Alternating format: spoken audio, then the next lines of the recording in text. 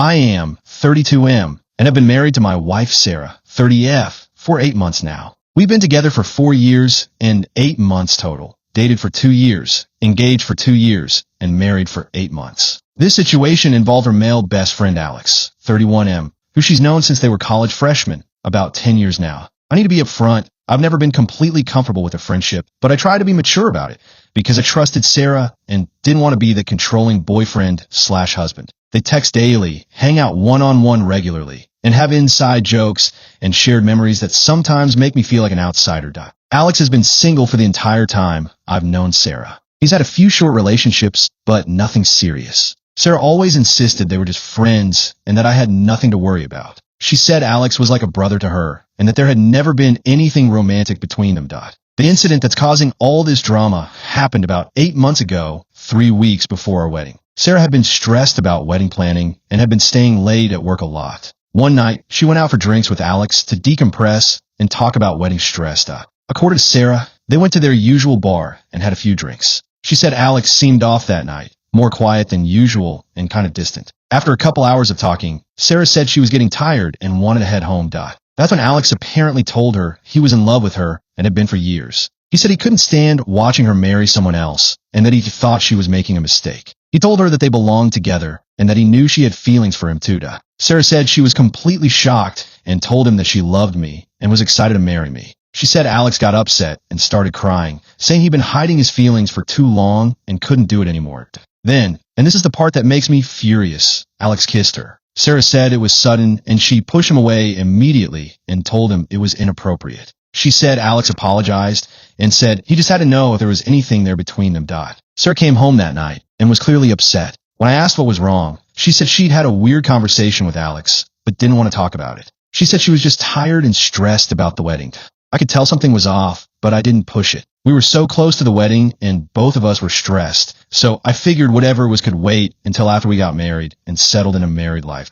The truth is, I probably would have never found out about the kiss if Sarah's sister Emma hadn't told me. Emma was Sarah's maid of honor, and apparently Sarah had confided in her about what happened with Alex. But Emma didn't tell me right away. She kept Sarah's secret for months because she hoped Sarah would tell me herself. It wasn't until about 6 weeks ago that Emma finally told me. She said she'd been feeling guilty about keeping it from me and decided I deserved to know what happened. When Emma told me, I was absolutely furious. Not just about the kiss, but about Sarah hiding it from me for so long. We'd been married for over 6 months at that point, and were supposed to be building our life together with honesty and trust, but she'd kept this huge secret from me.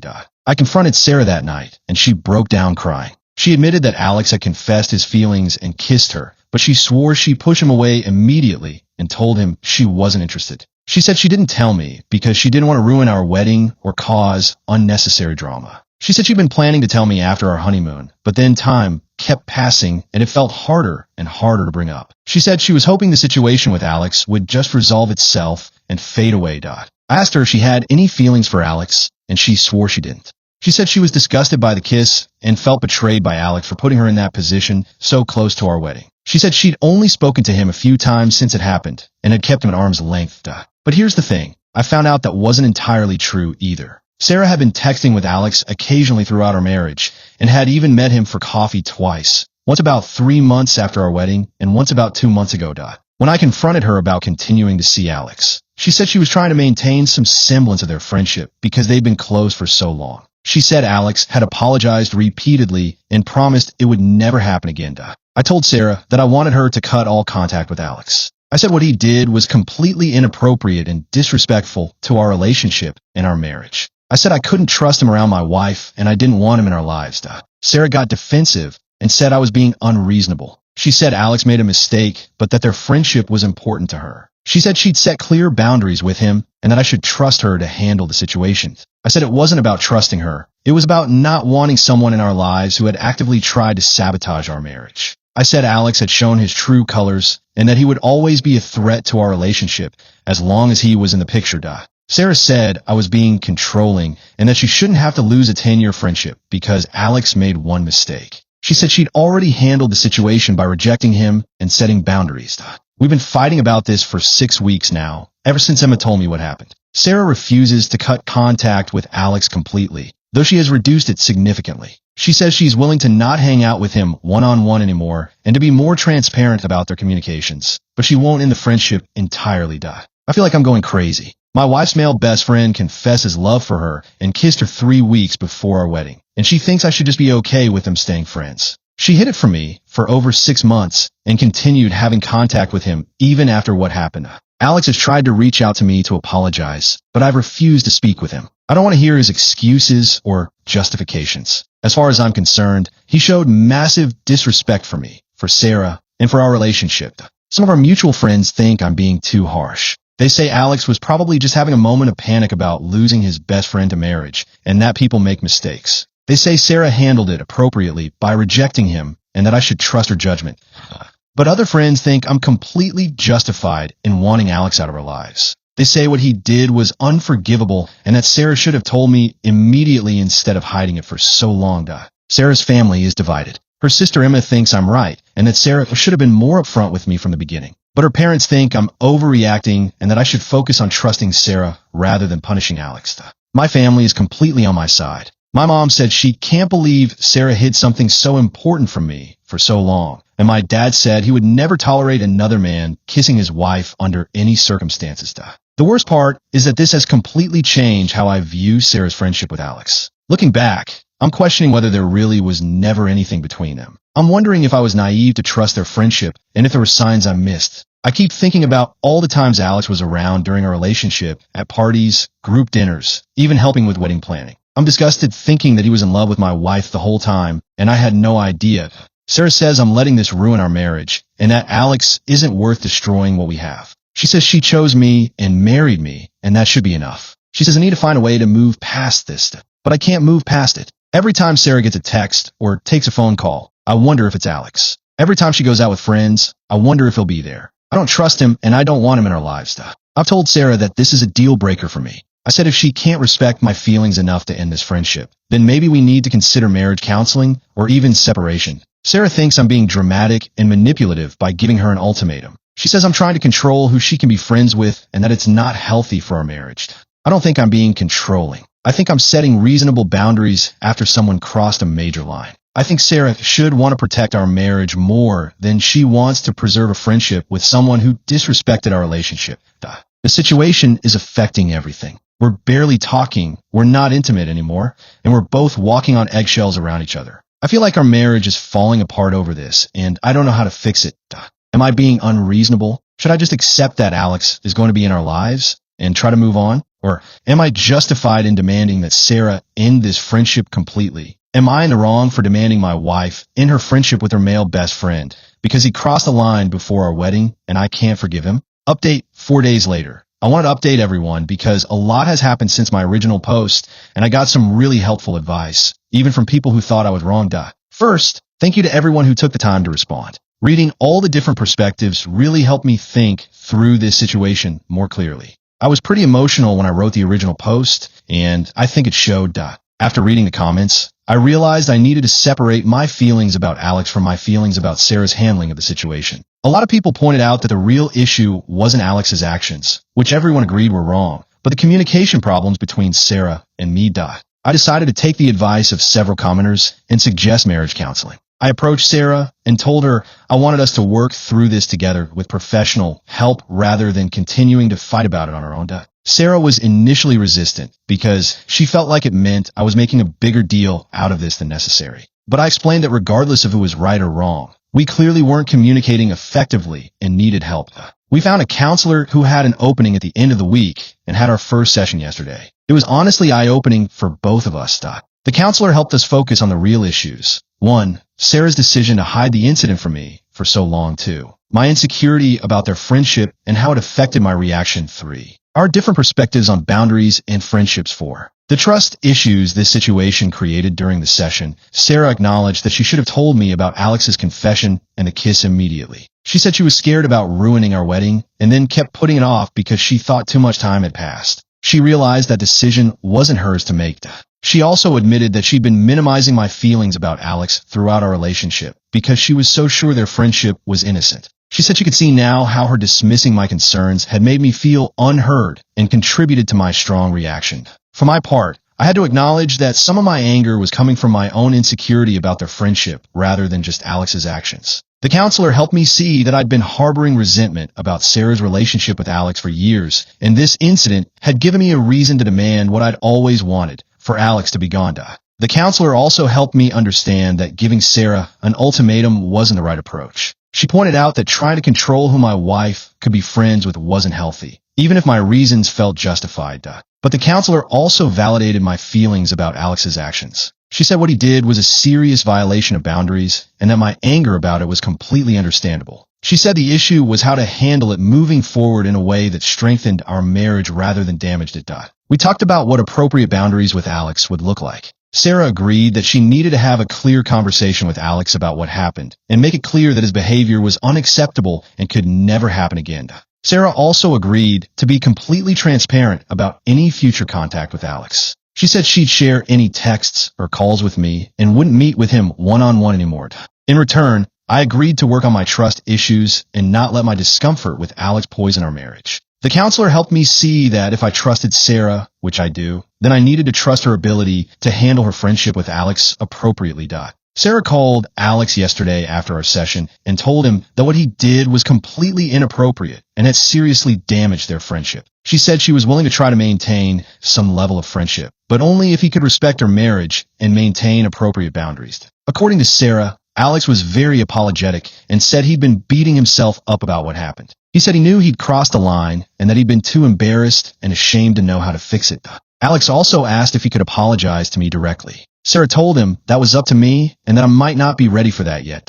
Honestly, I'm still not ready to talk to Alex. I'm still angry about what he did, and I don't think I can have a productive conversation with him right now. But the counselor said that's okay and that I can take as much time as I need. The counselor suggested we continue with a few more sessions to work on our communication and trust issues. She said this situation had revealed some underlying problems in our marriage that we should address before they cause bigger issues. I'm feeling more hopeful about our marriage now. Sarah and I have been talking more openly about our feelings, and I feel like we're actually working together to solve this problem instead of fighting about it. I'm still not comfortable with Alex being in our lives, but I'm trying to approach it differently. Instead of demanding Sarah end the friendship, I'm focusing on making sure we have appropriate boundaries and good communication. Sarah has been very transparent about her contact with Alex since our counseling session. She showed me a text he sent apologizing again and asking if we could all eventually work things out. She asked me how I wanted her to respond, and we crafted a message together. I realize now that my original approach was probably too extreme. While I still think Alex's actions were unforgivable, I can see that my demand for Sarah to end the friendship completely was more about my own insecurity than about protecting our marriage. The counselor helped me understand that the best way to protect our marriage is to strengthen our communication and trust, not to eliminate potential threats. If Sarah and I have a strong relationship built on honesty and respect, then we can handle challenges like this together. I'm not saying I'm happy about Alex being in our lives. I'm still angry about what he did, and I don't think I'll ever fully trust him. But I'm trying to focus on what's best for my marriage with Sarah rather than on punishing Alex. Some people might think I'm being too lenient, but I feel like this approach is more likely to actually strengthen our marriage in the long run. Sarah seems relieved that we're working together on this instead of fighting about it. And our communication has been better than it's been in weeks. We have another counseling session scheduled for next week, and I'm hoping we can continue making progress. I love Sarah, and I want our marriage to work, and I think we're on the right track now. Thanks again to everyone who offered advice. Even the people who disagreed with me helped me see this situation from different angles, and I really appreciate that. Update 2 weeks later. I want to post another update because the situation has evolved significantly, and I think people who are following this story would want to know what happened. We had our second counseling session, and we're making good progress on our communication issues. Sarah had been very transparent about her limited contact with Alex, and I was working on managing my trust issues. I thought we were heading in the right direction. Then, 3 days ago, something happened that completely changed everything. I was at work when Sarah called me, crying hysterically. She could barely get the words out, but she eventually told me that Alex had shown up at her workplace unannounced and caused a scene. According to Sarah, Alex came to her office building and waited for her in the lobby. When she came down for lunch, he approached her and said he needed to talk to her privately. Sarah said she told him that wasn't appropriate and that any communication should go through the boundaries they discussed. Alex apparently became agitated and started talking loudly about how he couldn't live without her and how she was making a mistake staying married to me. Sarah said other people in the lobby started staring and she was mortified. She tried to leave, but Alex followed her outside and grabbed her arm. He said he'd been thinking about their phone conversation and that he couldn't accept just being friends. He said he was going to fight for her, whether she wanted him to or not. Sarah said she told him to let go of her and that she was going to call security if he didn't leave. That's when Alex broke down crying and said he'd rather die than watch her be married to someone else. Sarah was terrified that Alex was having some kind of mental health crisis. She called me and then called 911 because she was worried Alex might hurt himself. The police came and talked to Alex. They determined he wasn't an immediate threat to himself or others, but they strongly suggested he seek professional help. They also told him to stay away from Sarah and her workplace. I left work immediately and went to get Sarah. She was shaking and crying and said she felt like she didn't even know Alex anymore. She said the person who showed up at her work was nothing like the friend she'd known for 10 years. That night, we had a long conversation about what happened. Sarah said she finally understood why I'd been so uncomfortable with Alex's presence in our lives. She said she'd been holding on to the version of Alex she'd known for years and hadn't accepted that his feelings for her had changed everything. Sarah said she was scared by how intense Alex had become and that she didn't feel safe having him in her life anymore. She said she was ready to cut all contact with him and that she should have done it weeks ago when I first asked her. I felt horrible that it had come to this. I never wanted Sarah to feel unsafe or threatened. I just wanted Alex to respect our marriage and stay in his lane. The next day, Sarah sent Alex a text message saying that their friendship was over and that he needed to stay away from her and her workplace. She said she was concerned about his mental health and hoped he would get help, but that she couldn't have any contact with him anymore. Alex responded with a long rambling message about how she was breaking his heart and how he couldn't go on without her. He said he was sorry for scaring her, but that he was desperate and didn't know what else to do. Sarah blocked his number and blocked him on all social media. She also spoke to her HR department about the incident, and they said they'd be on the lookout for Alex and would call security if he showed up again.